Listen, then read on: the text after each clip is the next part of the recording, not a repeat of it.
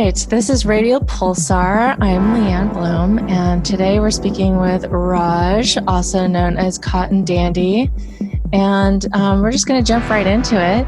And what age did you first become interested in music? Oh, I was pretty young.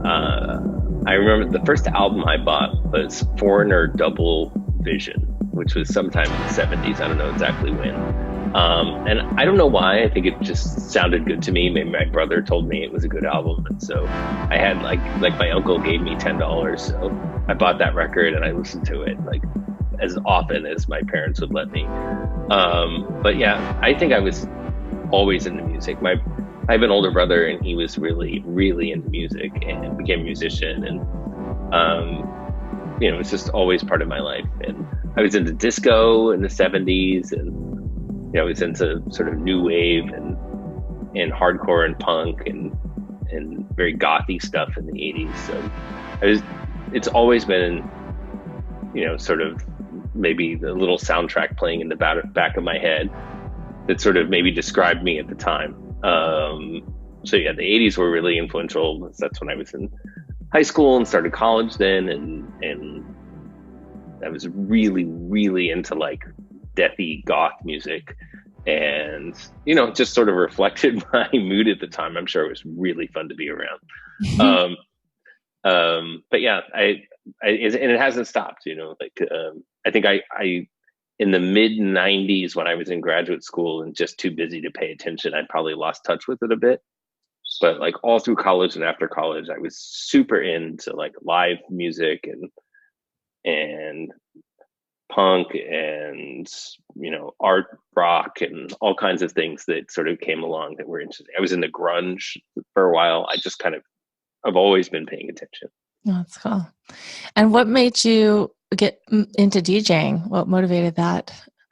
Oh, so originally I was a DJ at my college radio station, and I was sort of quasi into the club scene in Philadelphia, and there was a sort of goth club, and so we were offered as college radio DJs the opportunity to go spin in the goth club, like usually not just to spin, but to spin like between like bands, and so I got to do it, and I asked a bunch of people and sort of figured out, pulled a bunch of records and figured out how to put together a set, and did that, probably a total of 20 times in the sort of 1990 to 1995 period. And yeah, it's just had an opportunity to do it mostly because of the relationships I built from hanging out with people and being a college radio DJ who spun a bunch of stuff that they thought was appropriate. Right on. Awesome. So and I didn't do it at all for 20 plus years. Yeah. And what made you transition from that into like doing, club DJing and that kind of thing? Yeah. So like,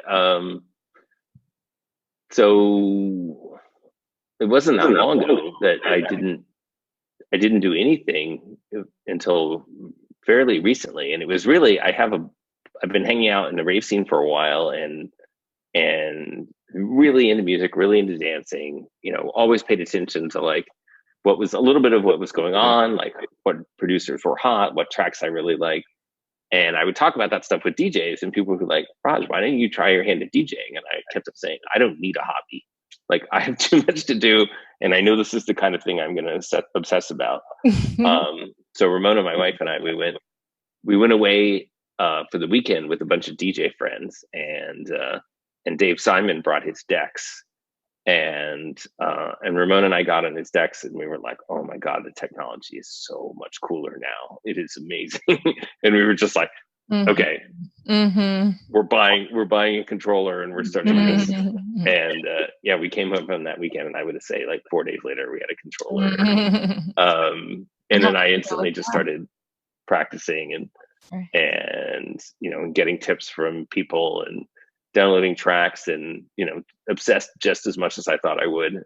But it's been really fun, and it's, it's been great to sort of learn and grow and understanding just how much it's changed and how much I think you can concentrate more on the sound you want to have and how you want to put it together, and so much less on mechanics and records and all the things that just took so much time and money in the past. So yeah, it's been really fun. That's awesome. Okay, here's the big question. How is live streaming? Now we're kind of transitioning to live streaming. We were back in the clubs, and now there's a pandemic happening. And I'm wondering how that's affected your just well-being during this time. Yeah, it's been hard. I'm really extroverted. For a long time, I didn't believe that I was an extrovert, and then the test would tell me, like the psychology test would tell me I'm an extrovert. But yeah, it's real. I'm an extrovert. This is killing me. I really don't like not feeling the energy of being in the same physical space with people. So I mean, I think streaming is as close as I can come to being at a dance party, and safely be at a dance party. And really all credit to Monk Wellington, to architecture, for putting together that first Stream Equinox, which was sort of a quasi replacement for the Rhythm Society's Spring in DC, which got canceled because it was completely unsafe to do it. And yeah, I mean, he got me on the phone. He sent me documents. I didn't know anything about it. I couldn't spell OBS when I started working with him. And yeah, and I figured it out enough and got enough help from people that I could get up and stream. And yeah, much like you, I was originally streaming in MIDI mode out of my XDJ controller, which was really problematic and kind of scary, because I would like lose the Q channel. Like I would need someone to call me to get my sound to actually make it from my controller to OBS. Like there's a completely random set of things that seem to drive the success or failure of getting the stream to work. But luckily for the gigs that I had, I was able to make it work, usually by luck each time. And it was really fun. I mean, you can't look at the audience.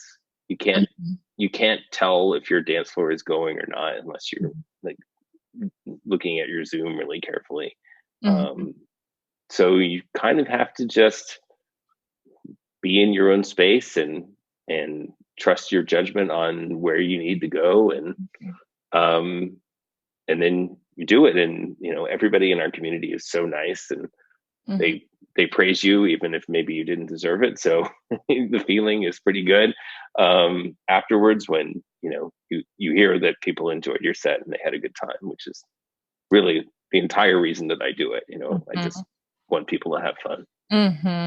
Absolutely. Do you see yourself doing it past this shelter in place or social distancing? I don't know. I mean, I love the streaming idea, but it's just obviously not as good as being here. I guess, if I moved away, or I had friends who moved away, and they couldn't access the incredibly vibrant scene that we have in the Bay Area. Yeah, absolutely. I would do it. I mean, if the fundamental goal is for people to enjoy it, and there's still a group of people who would enjoy it, then of course, yeah. Yeah. That's cool. So how has that been? Well, you kind of answered this question already. How has live streaming been different for you than club DJing? Yeah. Well, yeah. Again, it gives you some freedom to just listen to your own instincts. And so I had an experience recently. I was spinning at a Decadent Oasis party, and somebody came around to the DJ booth, and they stood next to me, and they were just watching what I was doing. And I don't know, I just became like petrified. I have this problem. I don't know what my deal is. Like when I'm in a group meeting and I'm typing, I struggle to even type properly when somebody's watching me type. So they were watching me DJ, and I just, I don't think I screwed up or anything, but the whole experience was changed. So there really is something magical about it's just me and the decks and unless I'm looking at computer screens of Zooms and like following like the chatter on Twitch, I have no idea what anybody else is doing. And it really allows me to kind of enjoy the music, think about what I'm doing, and step away. So I would say, aside from the fact that I miss the energy of actually being in the room from people, there is sort of this focus element that it's kind of enjoyable. Mm-hmm. Yeah. And so how do you keep engagement with your audience when you're live streaming? Well, I pretend that I know what they're feeling, because I'm sort of getting signals from how I'm feeling, like if I have a track, if I have like if I have a transition that feels kind of like not tight, right? Like there's too much like thump, thump, thump between like the exciting parts of the two tracks that I'm putting together. I feel the energy go down a little, and I'm like, oh, maybe I'll take it down. Or if there's like, there's a great drop, or there's like two tracks on top of each other that just sound really high energy, I probably feel the energy, and then I'm saying, oh, maybe I'll take it up a little bit. And, maybe the audience is feeling that. I really don't know. I hope they are. I hope that my radar is not so bad that I don't have any sense of what the audience is feeling. Mm-hmm. So where do you see live stream going from here? What would excite you, or what? Yeah, I mean, things to come. Yeah, it's a really, I think, difficult question to answer, because I think it's really predicated on how much life changes. But I think at least for the next few months in the Bay Area, I don't see us getting out of at least significant restrictions on people's ability to gather. And it could be much longer. So, I mean, I think, it'll be there. I found that everybody, right, is kind of doing this now. I talked to some DJs right after shelter in place, and I would say they had either no or very modest interest in getting up and live streaming. And now I'm seeing them on bills all over the place.